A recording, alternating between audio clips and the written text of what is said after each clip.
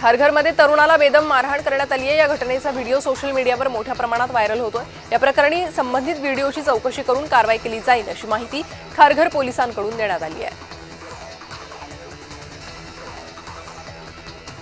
अमृता फडणवीसांनी ॲक्सिस बँकचा राजीनामा दिलाय। 23 वर्षांनी बँकेच्या सेवेचा राजीनामा दिला असून राजीनाम्याचं कारण गुलदस्त्यात आहे।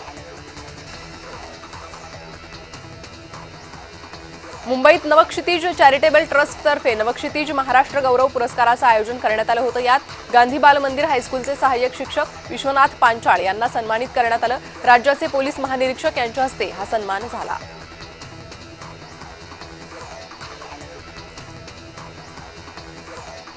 छत्रपती शिवाजी महाराजांच्या शस्त्रांची माहिती आता फिरत्या ग्रंथालयाच्या माध्यमातून महाराष्ट्राच्या कानाकोपऱ्यात पोहोचणारे सांस्कृतिक मंत्री आशिष शेलारांच्या संकल्पनेतून मुंबईत फिरत्या ग्रंथालयाच्या बसचं उद्घाटन करण्यात आलंय।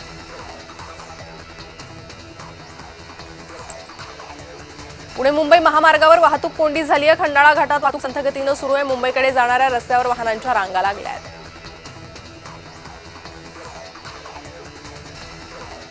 डोंबिवलीमधील मिलाप नगरमध्ये बंगल्यात दरोडा टाकण्याचा प्रयत्न करण्यात आलाय। संपूर्ण घटना सीसीटीव्ही कॅमेऱ्यात चित्रित झाली आहे। मानपाडा पोलिसांकडून दरोडेखोरांचा तपास सुरू आहे।